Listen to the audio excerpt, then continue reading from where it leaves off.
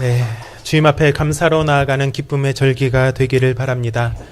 오늘 이 예배의 자리에서 또 영상으로 예배드리시는 모든 우리 성도님들의 삶 가운데 참 좋으신 우리 주님의 은혜가 넘쳐날 수 있기를 주님의 이름으로 축원합니다. 오늘 우리는 2026년도 한 해의 절반을 보내고 새로운 절반을 시작하는 7월의 첫째 주 맥추 감사 주일로 하나님 앞에 모였습니다. 우리가 맥추절이라고 하는 성경의 절기를 대할 때 자연적으로 뒤따라오는 질문이 있습니다. 한국은 가을이 추수인데 성경은 왜 7월에 추수감사를 할까라고 하는 질문입니다. 우리에게 추수라고 하면 보통 벼가 노랗게 익은 10월이나 11월을 떠올리기 쉽기 때문에 그렇습니다. 그래서 우리는 가을에 추수감사절을 지키곤 합니다. 그런데 7월의 첫 주에 느닷없이 맥추감사를 하라고 하니까 직관적으로 와닿지 않는 부분들이 있는 것입니다. 이유는 간단합니다. 이스라엘과 한국의 기후와 농사의 주기가 완전히 다르기 때문입니다. 이스라엘은 여름에 비가 한 방울도 오지 않는 건기이고 가을인 10월부터 비가 내리는 우기입니다. 그래서 그들은 가을에 씨를 뿌리고 이듬해 3월과 4월이 되면서 보리를 추수하고 그 다음에 여름에 6월과 7월까지 밀 등을 추수하는 추수를 하게 됩니다. 그래서 이스라엘에게 있어서 추수축제는 가을이 아니라 봄과 여름의 축제였던 것입니다. 이 농사 과정을 이스라엘 백성의 삶 속 이야기로 따라가다 보면 초실절과 맥추절이 얼마나 드라마틱하게 연결되는지를 알 수 있습니다. 제가 그림을 하나 준비했는데 초실절과 그리고 맥추절까지의 타임라인입니다. 제가 정보를 가지고 챗 GPT한테 명령을 하니까 이렇게 잘 만들어 주더라고요. 6월절이 지나고 봄바람이 불기 시작하는 3월과 4월에 이스라엘 땅에 첫 곡식인 보리가 익기 시작합니다. 이때 농부는 들판으로 나아가서 가장 먼저 익은 보리 이삭 한 단을 베어서 제사장에게 가져다 줍니다. 그러면 제사장이 이것을 하나님 앞에 높이 흔들어 바치는 요제로 드리게 됩니다. 이것이 바로 첫 열매의 날인 초실절입니다. 이때 농부의 마음은 감격스러우면서도 한편으로는 간절합니다. 왜냐하면 이제 겨우 보리 이삭 한 단을 베었을 뿐 아직 온 들판의 추수가 온전히 끝난 것은 아니었기 때문입니다. 초실절은 보리 추수의 시작을 알리며 하나님 곡식의 첫 단을 드립니다. 나머지 추수의 일정도 책임져 주십시오라고 하는 믿음의 시작이었던 것입니다. 이렇게 보리의 첫 단을 바친 날부터 이스라엘 전역에서는 보리 추수가 시작이 됩니다. 이렇게 추수가 계속되는 동안 밀도 점점 익어가게 됩니다. 그리고 보리 추수가 거의 마무리될 때쯤에는 밀밭 역시 추수를 시작할 때가 이르게 되는 것입니다. 첫 열매를 드린, 첫 곡식단을 드린 날로부터 정확히 50일째 되는 날 드디어 기나긴 보리 추수가 끝이 나고 새 곡식으로 만든 떡 2개를 가지고 하나님 앞에 올려드리게 됩니다. 이것은 지난 50일간의 보리 수확을 돌아보며 감사하는 절기인 동시에 이제 시작되는 밀 수확에 대한 감사와 기대를 담은 절기로 드리는 것, 그것이 바로 맥추절이라고 할 수 있습니다. 일주일을 7번 보낸다고 해서 77절이라고도 하고 50일을 계수한다라고 해서 오순절이라고도 합니다. 오늘 첨단의 문명을 살아가는 우리에게 보리 맥자에 가을 추자를 쓰는 이 맥추라고 하는 단어는 어쩌면 참 낯설게 느껴집니다. 모든 것이 빠르게 흘러가는 도시의 삶 속에서 씨 뿌림과 거둠의 리듬을 몸으로 확인하는 것은 참 어렵기 때문입니다. 매일 아침 10,000원 버스와 지하철에 몸을 싣고 출근하는 직장인들에게, 컴퓨터 모니터 앞에서 숫자를 다루는 이들에게, 혹은 하루 종일 학업과 씨름하는 우리의 자녀들에게 보리 농사를 다 짓고 하나님께 감사하라는 이 메시지는 먼 고대 사회의 이야기처럼 들릴 수도 있기 때문에 그렇습니다. 저는 보리밭을 구경도 해보지 못했는데 이 절기가 도대체 오늘을 살아가는 저와 무슨 상관이 있습니까? 라고 질문하는 것도 당연할 수 있습니다. 만약 우리가 맥주 감사주의를 단순히 농경 문화의 유산이나 교회력에 있는 연례 행사 정도로만 생각을 한다면 그것은 오늘 우리가 지키고 있는 이 절기의 깊은 의미를 놓치고 있는 것입니다. 성경이 맥주절을 통해서 우리에게 말하고자 하는 것은 농사력 자체가 아니라 하나님 앞에서 우리 인생을 어떻게 세워가야 하는지, 또한 어떻게 드려야 하는지, 어떻게 나누어야 하는지에 대한 근본적인 가르침을 주고 있기 때문입니다. 그런 의미에서 맥주전은 여전히 도시적이고 분주한 삶 속에서 더 절실하게 우리에게 말을 건네고 있습니다. 하나님이 이스라엘 백성들에게 절기를 제정하셔서 그리고 지키게 하신 이유는 그들의 기억력을 신뢰하지 못하셨기 때문입니다. 사람은 은혜를 너무나 쉽게 잊는 망각의 존재입니다. 그래서 하나님께서는 1년이라는 이 시간의 이정표에 절기를 두어서, 절기라고 하는 이러한 장치를 두어서 내 생명의 근원이 어디에 있는지를 기억하기를 원하셨던 것입니다. 그리고 이 절기는 훗날 신약시대의 성령 강림의 배경이 됩니다. 사도행전 2장에서 성령이 임한 그날이 바로 오순절이었습니다. 곧 오늘 본문이 명한 50일째 되는 그날이었다는 사실은 결코 우연이 아닙니다. 곡식의 첫 열매를 드리던 자리에서 이제 교회라고 하는 첫 열매가 태동하게 된 것입니다. 옛 언약의 맥추절이 이 새 언약 안에서 어떻게 완성되는지를 생각하며 본문을 읽을 때 우리는 이 절기가 단순히 농경사회의 유물이 아니라 오늘 우리 교회의 정체성과도 맞닿아 있음을 깨닫게 되는 것입니다. 오늘 우리가 읽은 이 짧은 8절 안에는 결코 가볍지 않은 4가지 움직임이 들어 있습니다. 세는 것, 드리는 것, 구별하는 것, 그리고 내려놓는 것입니다. 이 4걸음은 순서대로 하나씩 완성되어야 다음 단계로 넘어가는 계단과 같습니다. 세지 않으면 드릴 때 알 수 없고 정결하게 드리지 않으면 구별된 예배가 될 수 없으며 참으로 예배한 사람만이 비로소 손으로 쥔 것을 내려놓을 수 있기 때문에 그렇습니다. 이 4걸음을 따라가면서 오늘 우리의 감사가 어느 계단에, 어느 단계에 머물러 있는지를 함께 살펴보고자 합니다.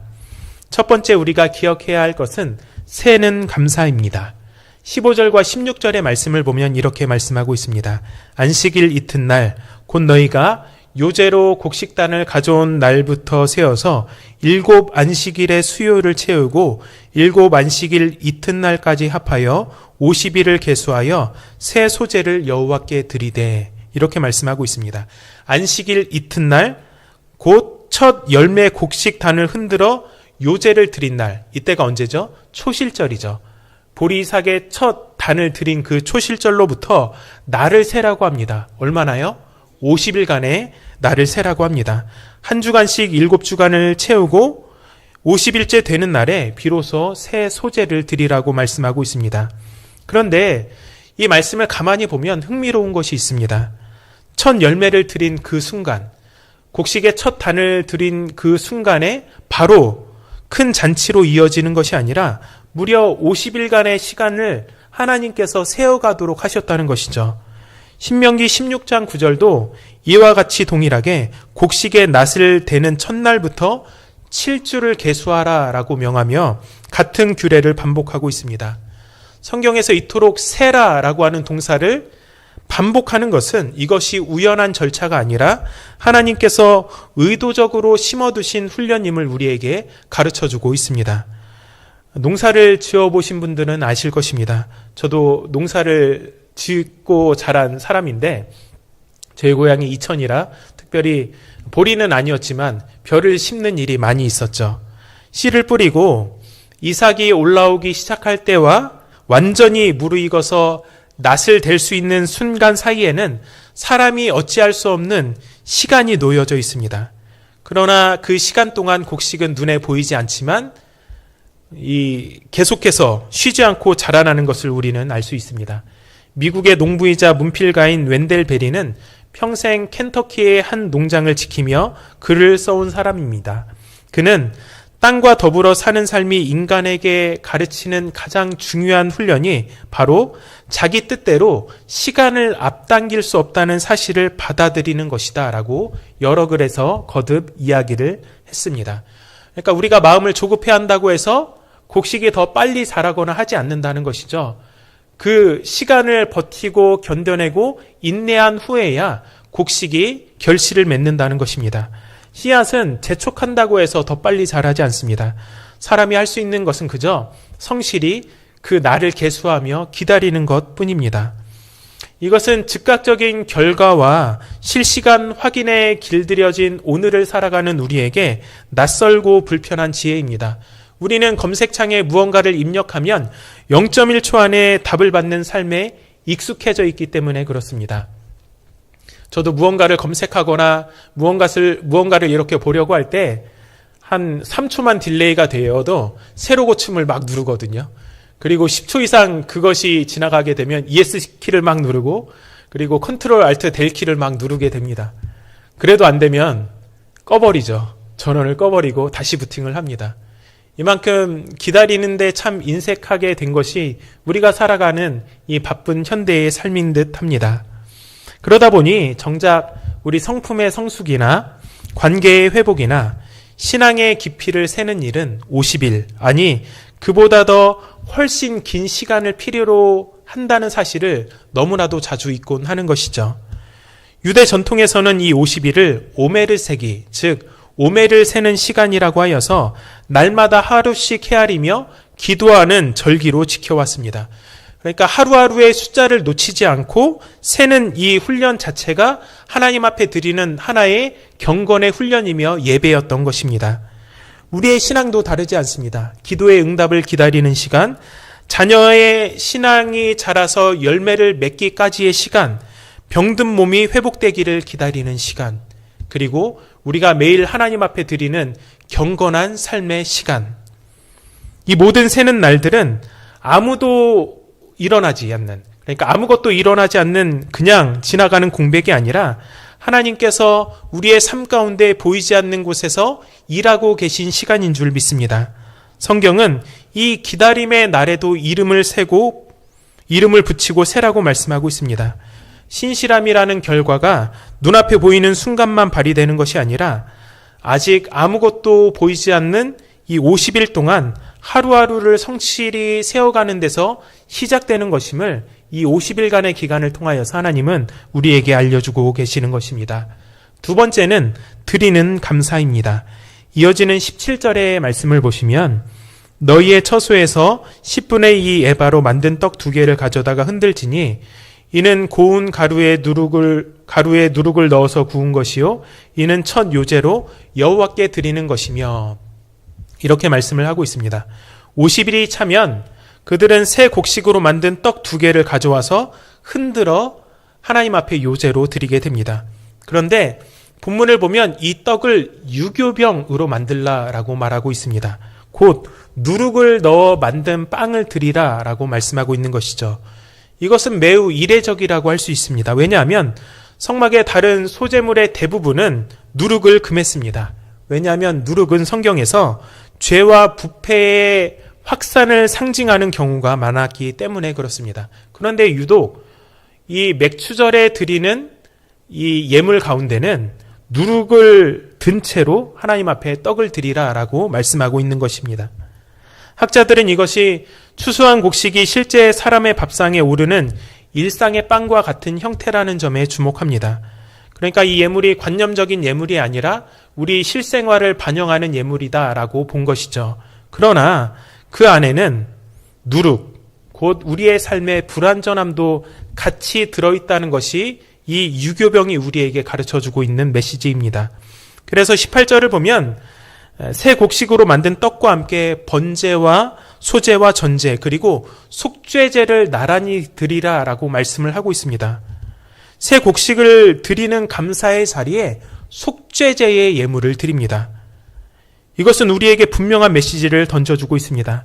우리가 하나님 앞에 감사의 예물로 나아가는 그 순간에도 우리 자신의 수고와 성취를 자랑하며 나아갈 수 없다는 것입니다.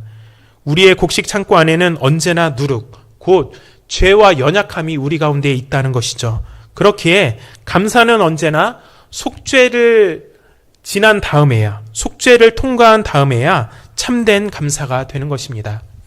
19절 마지막 부분은 화목제물, 곧 함께 나누어 먹는 교제의 제사를 명하고 있습니다. 속죄가 이루어진 그 자리에서 하나님과 예배자가, 그리고 예배자들이 한 상에 둘러앉는 잔치가 열리는 것입니다. 이 구조는 훗날 그리스도께서 세우신 성찬의 원형을 미리 보여주고 있습니다. 우리는 주의 만찬에 나아갈 때마다 너 자신을 살피라 라고 하는 말씀을 듣습니다. 죄를 가리고 나아가는 것이 아니라 죄를 드러내고 속죄의 은혜를 입어 나아갈 때만 그 식탁이 참된 감사의 잔치가 된다는 것입니다. 결국 맥추절의 떡과 화목제물은 오늘 우리가 매주 나아가는 예배를 오래전부터 이미 가르치고 있었던 셈입니다. 우리는 종종 이 감사에 대해서 이야기를 할 때 내가 무엇을 이루었는가의 결산으로 착각을 할 때가 있습니다. 그러나 성경이 가르치는 감사는 그 반대에서 출발하고 있습니다. 하나님의 은혜가 먼저 있고 그 은혜가 우리의 부족함을 먼저 덮은 다음에야 참된 감사가 흘러나온다는 것입니다. 우리의 선행과 감사의 열매까지도 여전히 그리스도의 의로 덮여야만 하나님이 받으실 만한 향기로운 제물이 되는 것입니다. 그러므로 이번 맥주 감사주일 우리가 드릴 첫 번째 것은 나는 여전히 은혜가 필요한 사람입니다 라고 하는 정직한 고백이라는 사실을 기억하실 수 있기를 바랍니다.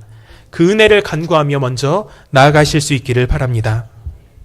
세 번째 우리가 기억해야 할 것은 구별된 감사입니다. 제사장은 드려진 첫 이삭의 떡을 그리고 두 어린 양을 여호와 앞에 흔들어 요제로 드립니다. 그리고 이어지는 21절은 이렇게 말씀합니다. 이날에 너희는 너희 중에 성회를 공포하고 어떤 노동도 하지 말지니 라고 말씀하고 있습니다. 그리고 이는 너희가 그 거주하는 각처에서 대대로 지킬 영원한 규례니라 라고 말씀하고 있습니다. 근데 조금만 생각해 보아도 이것이 대단히 비상식적인 명령이라고 하는 것을 알 수 있습니다. 왜냐하면 보리 추수는 이제 막 끝났지만 밀 추수는 이제 시작되거나 시작되려고 하기 때문에 그렇습니다. 농사를 지어본 분들은 아시겠지만 하루라도 추수가 늦으면 이삭이 떨어지고 또 곡식이 상할 수 있는 시기입니다. 그러니까 매우 바쁜 농번기의 한 복판에서 하나님은 너희의 낫지를 잠시 멈추고 성회로 모이라, 예배로 모이라 라고 말씀하고 있기 때문에 그렇습니다. 이 명령은 매주 지키는 안식일 자체는 아니지만 안식일을 세우는 원리와 맞닿아 있습니다. 하나님께서는 10계명 중에 네 번째 계명을 통하여서 안식일을 기억하여 거룩하게 지키라 라고 말씀하십니다. 그리고 엿새 동안은 힘써 일하되 일회째 되는 날에는 쉬라는 말씀을 하고 계십니다. 이스라엘 백성들은 이 리듬을 매년 되풀이하면서 우리의 시간과 노동의 주인은 하나님이시다라고 하는 고백을 삶으로 익혀갔습니다. 하나님께서는 우리 한 주의 시간표뿐만이 아니라 한 해의 절기 전체를 통해서도 일과 쉼의 반복 구조로 당신의 백성이 예배자로 살아갈 수 있도록 설계해 놓으셨다는 것입니다. 이것은 우리에게 우선순위에 대한 근본적인 질문을 던집니다. 여러분, 무엇이 우리의 삶의 중심에 있습니까? 생산과 수확입니까? 아니면 그 모든 생산과 수확의 자리를 마련해 주신 하나님에 대한 예배입니까? 한 해 중에 가장 바쁘고 실적에 걸린 시기에 오히려 일손을 멈추고 성회로 모이라는 이 명령은 우리 노동과 성과가 결코 우리 정체성의 최종 근거가 될 수 없다는 사실을 몸으로 새기게 합니다. 손에서 낫을 내려놓을 수 있는 사람만이 그 손으로 참되게 하나님을 예배할 수 있음을 말씀하고 있습니다. 우리가 일을 멈추지 못하는 것은 되게 게을러서가 아닙니다. 오히려 반대로 너무 성실하기 때문에 일을 멈추지 못하는 경우가 많이 있죠. 성실함이 예배보다 앞설 때 그 성실함은 어느새 우상이 되어버립니다. 저는 우리 성광 공동체가 앞으로 계속 마주할 질문이 이것이라고 생각합니다. 사역이 많아지고 해야 할 그러한 일들이 늘어날수록 우리는 의식적으로 일을 멈추고 예배의 자리로, 기도의 자리로, 경건의 자리로 함께 모이는 훈련을 지속할 수 있어야 합니다. 주중의 일과표 안에 예배와 기도의 자리를 먼저 채워넣고 나머지 일정을 그 둘레에, 우리의 삶의 나머지 일정을 그 둘레에 채워넣는 습관, 이것이 바로 맥추절이 오늘 우리에게 요구하는 구체적인 삶의 모양인 줄 믿습니다. 우리의 바쁨이 우리를 예배에서 멀어지게 하는 것이 아니라 오히려 가장 바쁜 때일수록 더욱 굳게 예배의 자리를 지키실 수 있는 우리 모두가 될 수 있기를 주님의 이름으로 축복합니다. 네 번째는 흘려보내는 감사입니다. 오늘 본문의 마지막 절 22절을 다 함께 한 목소리로 읽어보겠습니다. 너희의 땅에 곡물을 벨 때에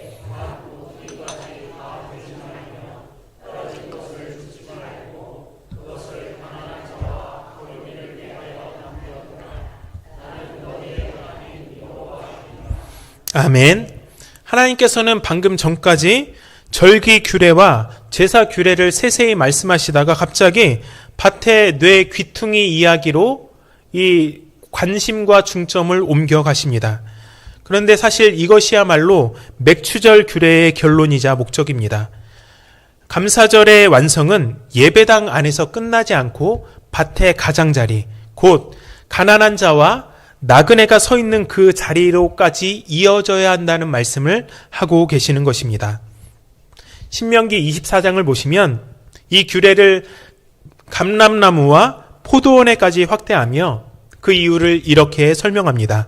너는 애굽 땅에서 종 되었던 것을 기억하라. 밭 모퉁이를 남겨두는 것은 하나님께 받았던 은혜에 대한 기억에서 흘러나오는 순종이었던 것입니다. 성경은 이 규례가 단순한 관념에 머물지 않았음을 룻기를 통해서 생생하게 보여줍니다. 과부가 되어서 시어머니 나오미와 함께 베들레헴으로 돌아온 이방 여인, 모압 사람이었던 룻은 바로 이 밭 모퉁이법 덕분에 보아스의 밭에서 이삭을 주울 수 있었습니다. 낯선 땅에 아무런 연고도 없는 모압의 여인이 구걸하지 않고 떳떳하게 생계를 이어갈 수 있었던 이유는 레위기의 이 짧은 한 절이 실제로 한 사람의 인생을 지탱하는 제도가 되었기 때문입니다. 그리고 그 이삭을 줍던 여인이 나중에 훗날 다윗의 증조모가 되고 마침내 예수 그리스도의 족보에 이름을 올리게 됩니다. 밭 모퉁이에 남긴 이삭 하나가 결국 메시아의 계보까지 이어지게 된 것입니다. 이보다 더 분명하게 이 계명의 무게를 보여주는 이야기는 없을 것입니다. 우리가 잘 아는 19세기 프랑스의 화가 장 프랑스와 밀레는 1857년 이삭 줍는 여인들이라고 하는 그림을 그렸습니다. 허리를 숙인 채 추수가 끝난 밭에서 떨어진 이삭을 하나하나 주워 담는 이 세 여인의 모습을 담은 그림은 오늘도 오르세 미술관에 걸려 있습니다. 이 그림이 그토록 오랫동안 사람들의 마음을 붙드는 이유는 그것이 단순히 가난한 이들의 고단한 삶을 그렸기 때문이 아니라 레위기가 명한 그 밭 모퉁이의 법이 실제로 한 사회 속에서 작동하던 풍경을 보여주는 그림이기 때문입니다.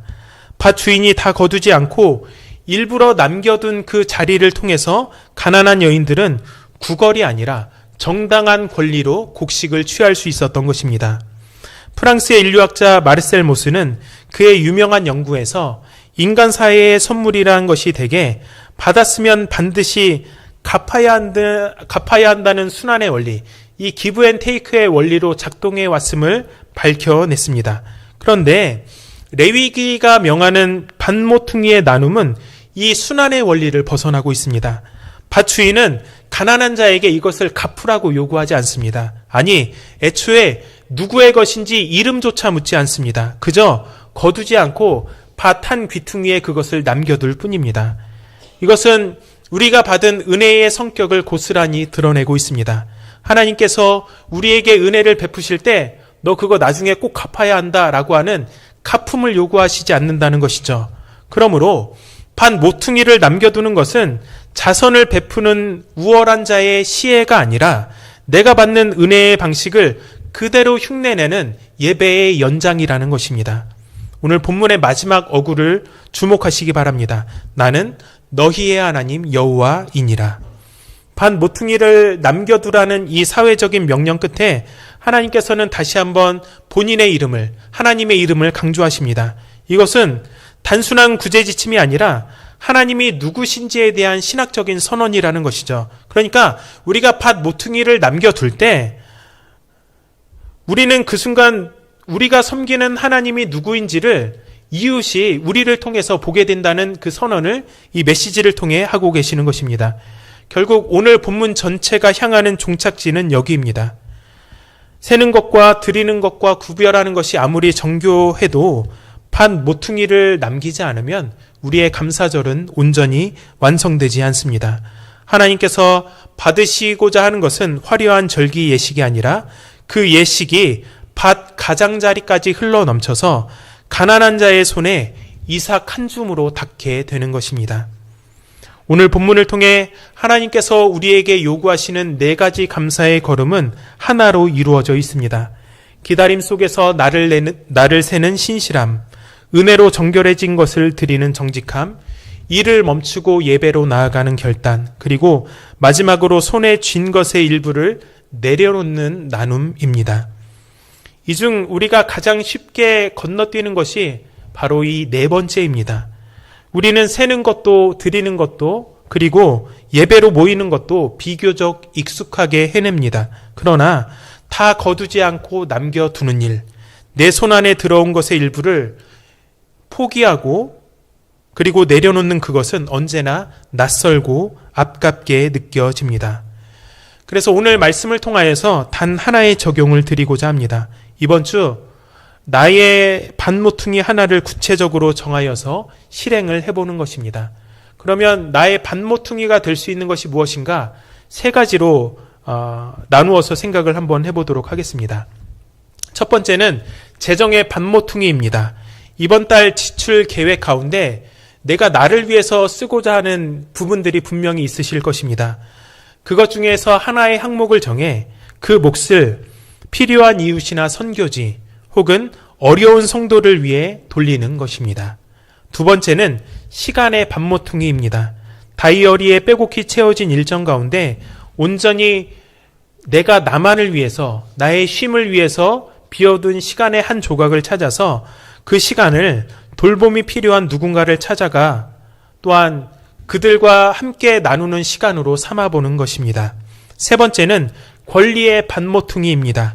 마땅히 내가 주장할 수 있었던 몫이나 인정, 자리 하나를 이번 주에 조용히 양보해 보는 것입니다. 권리를 한번 내려놓아 보는 것이죠. 이 3가지 중 어떤 것이든 좋습니다.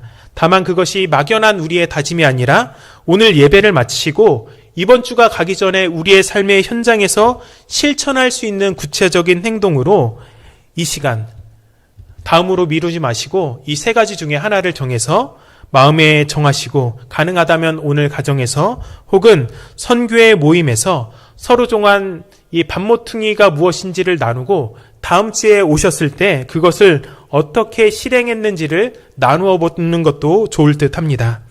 밭 모퉁이를 남겨두는 결단이 없이는 우리의 맥추감사절은 결국 내가 거둔 것을 세는 절기로만 끝나버리게 될 것입니다. 그러나 오늘 이러한 밭 모퉁이를 다른 이웃과 또한 어려운 자들을 향하여서 사용하고자 하는 결단이 있다면 우리의 감사는 예배당의 문턱을 넘어서 이 한 주간 우리가 사는 삶의 밭으로 그대로 흘러가게 될 것입니다. 이 귀한 은혜를 누리실 수 있는 한 주가 되시기를 주님의 이름으로 축원합니다. 기도하겠습니다. 살아계신 하나님 아버지, 저희에게 씨를 뿌리게 하시고 자라게 하시며 마침내 거두게 하신 분이 오직 주님이심을 고백합니다. 지난 계절 저희에게 허락하신 모든 열매, 눈에 보이는 것과 보이지 않는 것 모두가 주님의 손에서 온 것임을 오늘 다시 한번 기억합니다. 아직 열매가 보이지 않는 날들 속에서도 성실히 세워가는 믿음을 주시고 거둔 것을 드릴 때에도 저희의 부족함을 먼저 아뢰는 정직함을 주시옵소서. 한창 바쁘고 분주한 날에도 낯을 내려놓고 주님 앞에 나아가 예배할 줄 아는 지혜를 허락하여 주시고 저희의 성실함이 예배의 자리를 밀어내지 않게 하여 주시옵소서. 무엇보다 손에 쥔 것을 다 움켜쥐지 않고 이웃을 위해 밭 모퉁이를 남겨두는 용기를 허락하여 주시옵소서. 오늘 각자 마음에 정한 그 작은 실천 하나를 이번 한 주간 끝까지 지켜 행할 수 있도록 붙들어 주시옵소서. 저희가 받은 은혜를 그대로 흘려보내는 공동체가 되게 하여 주시고, 그리하여 세상이 저희를 통해 주님이 어떤 분이신지를 보게 하여 주시옵소서. 예수 그리스도의 이름으로 감사하며 기도하옵나이다. 아멘.